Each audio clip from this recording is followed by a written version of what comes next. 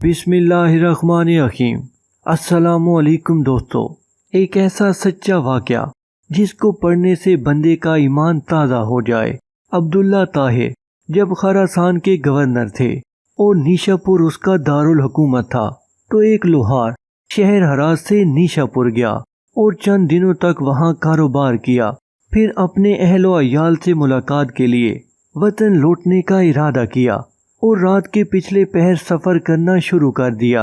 انہی دنوں عبداللہ طاہر نے سپاہیوں کو حکم دے رکھا تھا کہ وہ شہر کے راستوں کو محفوظ بنائیں تاکہ کسی مسافر کو کوئی خطرہ لاحق نہ ہو۔ اتفاق ایسا ہوا کہ سپاہیوں نے اسی رات چند چوروں کو گرفتار کیا اور امیر خراسان عبداللہ طاہر کو اس کی خبر بھی پہنچا دی، لیکن اچانک ان میں سے ایک چور بھاگ گیا۔ اب یہ گھبرائے، اگر امیر کو معلوم ہو گیا کہ ایک چور بھاگ گیا ہے تو وہ ہمیں سزا دے گا۔ اتنے میں انہیں سفر کرتا ہوا یہ لوہار نظر آیا۔ انہوں نے اپنی جان بچانے کی خاطر اس بے گناہ شخص کو فوراً گرفتار کر لیا اور باقی چوروں کے ساتھ اسے بھی امیر کے سامنے پیش کر دیا۔ امیر خراسان نے سمجھا کہ یہ سب چوری کرتے ہوئے پکڑے گئے ہیں، اس لیے مزید کسی تفتیش و تحقیق کے بغیر سب کو قید کرنے کا حکم دے دیا۔ نیک سیرت لوہار سمجھ گیا کہ اب میرا معاملہ صرف اللہ جل شانہ کی بارگاہ سے ہی حل ہو سکتا ہے اور میرا مقصد اسی کے کرم سے حاصل ہو سکتا ہے، لہذا اس نے وضو کیا اور قید خانے کے ایک گوشے میں نماز پڑھنا شروع کر دی۔ ہر 2 رکعت کے بعد سر سجدے میں رکھ کر اللہ تعالیٰ کی بارگاہ میں رقت انگیز دعائیں اور دل سوز مناجات شروع کر دیتا اور کہتا، اے میرے مالک، تو اچھی طرح جانتا ہے میں بے قصور ہوں۔ جب رات ہوئی تو عبداللہ طاہر نے خواب دیکھا کہ 4 بہادر اور طاقتور لوگ آئے اور سختی سے اس کے تخت کے چاروں پایوں کو پکڑ کر اٹھایا اور الٹنے لگے۔ اتنے میں اس کی نیند ٹوٹ گئی۔ اس نے فوراً لا حول ولا قوت الا باللہ پڑھا، پھر وضو کیا اور پھر اللہ کی بارگاہ میں 2 رکعت نماز ادا کی، جس کی طرف ہر شاہ و گدا اپنی اپنی پریشانیوں کے وقت رجوع کرتے ہیں۔ اس کے بعد دوبارہ سویا تو پھر وہی خواب دیکھا۔ اس طرح 4 مرتبہ ہوا۔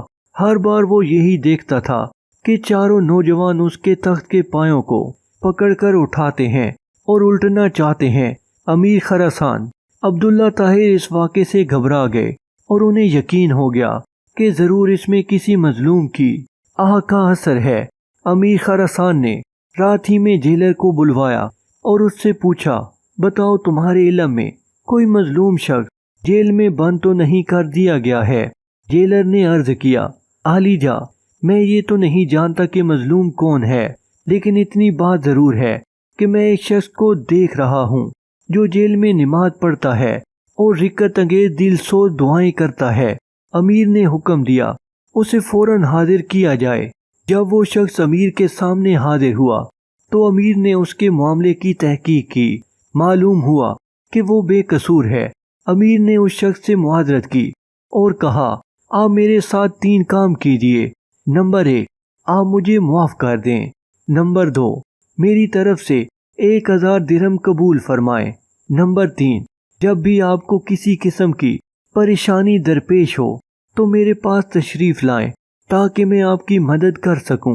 نیک سیرت لوہار نے کہا، آپ نے جو یہ فرمایا ہے کہ میں آپ کو معاف کر دوں تو میں نے آپ کو معاف کر دیا، اور آپ نے جو یہ فرمایا کہ 1000 درہم قبول کر لو تو وہ بھی میں نے قبول کیا، لیکن آپ نے جو یہ کہا ہے کہ جب مجھے کوئی مشکل درپیش ہو تو میں آپ کے پاس آؤں، یہ مجھ سے نہیں ہو سکتا۔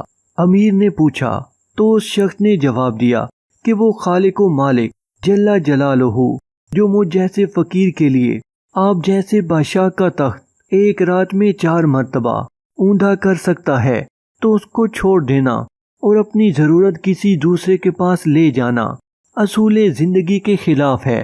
میرا وہ کون سا کام ہے جو نماز پڑھنے سے پورا نہیں ہو جاتا کہ میں اسے غیر کے پاس لے جاؤں؟ یعنی جب میرا سارا کام نماز کی برکت سے پورا ہو جاتا ہے تو مجھے کسی اور کے پاس جانے کی کیا ضرورت ہے؟ دوستو، اس پیغام کو دوسروں تک پہنچائیے تاکہ اللہ کسی کی زندگی کو آپ کے ذریعے بدل دے۔